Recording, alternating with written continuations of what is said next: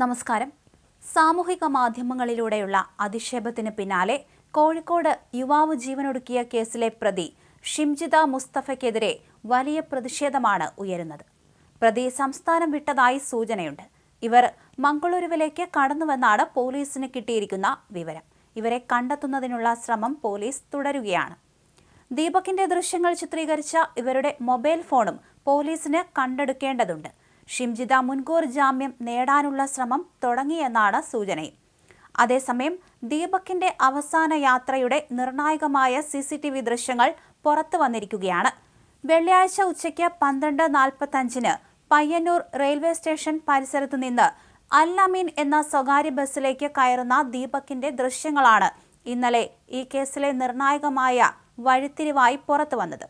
ഒരു സാധാരണ യാത്രക്കാരനെ പോലെ പിന്നിലൊരു ബാഗും തൂക്കി തിരക്കിട്ട മുൻവാതിലിലൂടെ ബസിന്റെ ഡ്രൈവർ ക്യാബിന് സമീപത്തു നിന്ന് ഉള്ളിലേക്ക് കയറി പിൻഭാഗത്തേക്ക് മറയുന്ന ദീപകിനെയാണ് CCTVയിൽ കാണാൻ കഴിയുന്നത്.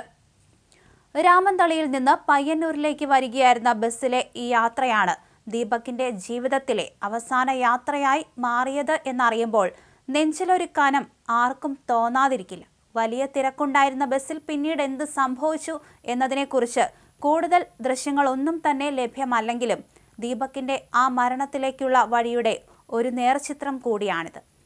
ബസ് ജീവനക്കാരുടെ മൊഴിയും ഈ കേസിലെ ദുരൂഹത വർദ്ധിപ്പിക്കുന്നുണ്ട്. ബസ്സിൽ അസ്വാഭാവികമായ യാതൊന്നും നടന്നിട്ടില്ലെന്നാണ് ബസ് കണ്ടക്ടർ രാമകൃഷ്ണൻ പോലീസിനോട് പറഞ്ഞിരിക്കുന്നത്. ഷിംജിത പരാതി നൽകുകയോ അത്തരമൊരു സംഭവം ശ്രദ്ധയിൽപ്പെടുത്തുകയോ ചെയ്തിട്ടില്ല.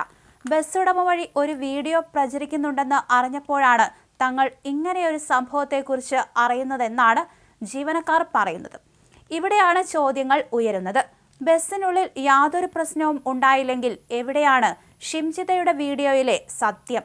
ദീപക് ബസ്സിൽ കയറുന്നതിന് ഏകദേശം 1 മിനിറ്റ് മുൻപ് ഷിംജിതയും ഈ ബസ്സിൽ കയറിയിരുന്നതായും അന്വേഷണത്തിൽ വ്യക്തമായിട്ടുണ്ട്. അതിനിടെ വീഡിയോ സമൂഹ മാധ്യമങ്ങളിൽ പങ്കുവച്ച ഷിംജിതയ്ക്കെതിരെ കോഴിക്കോട് മെഡിക്കൽ കോളേജ് പോലീസ് കഴിഞ്ഞ ദിവസം FIR രജിസ്റ്റർ ചെയ്തിരുന്നു. ഭാരതീയ ന്യായ സംഹിത 108 പ്രകാരം ആത്മഹത്യാ പ്രേരണ കുറ്റമാണ് ചുമത്തിയത്. 10 വർഷം വരെ തടവും പിഴയും ശിക്ഷ ലഭിക്കാവുന്ന വകുപ്പാണിത്. മരിച്ച ദീപകിന്റെ മാതാവ് K കന്യക നൽകിയ പരാതിയുടെ അടിസ്ഥാനത്തിലാണ് കേസെടുത്തത്. ലഭിച്ച പരാതികളിൽ പ്രാഥമിക വിവരശേഖരണം നടത്തിയ ശേഷമായിരുന്നു കേസ് രജിസ്റ്റർ ചെയ്തത്. കഴിഞ്ഞ ദിവസമാണ് ദീപകിനെ ഗോവിന്ദപുരത്തെ വീട്ടിൽ തൂങ്ങി മരിച്ച നിലയിൽ കണ്ടെത്തിയത്. വീട്ടിൽ അച്ഛനും അമ്മയും മാത്രമാണ് ഉണ്ടായിരുന്നത്. രാവിലെ വിളിച്ചപ്പോൾ വാതിൽ തുറക്കാത്തതിനെ തുടർന്ന് നാട്ടുകാരെത്തി വാതിൽ ബലമായി തുറന്നു. അപ്പോഴാണ് ദീപക് മരിച്ചതായി കാണുന്നത്. വസ്ത്രവ്യാപാരശാലയിലെ സെയിൽസ് മാനേജറായി ജോലി ചെയ്തു വരികയായിരുന്നു ദീപക്. ബസ്സിൽ വെച്ച് അപമര്യാദയായി പെരുമാറിയെന്ന തരത്തിലാണ് ദീപകിനെതിരെ വീഡിയോ പ്രചരിപ്പിച്ചത്. ഇത് വ്യാപകമായി പ്രചരിക്കുകയും പലരും അഭിപ്രായം രേഖപ്പെടുത്തുകയും ചെയ്തിരുന്നു. തുടർന്നാണ് ദീപക് ജീവനൊടുക്കിയത്.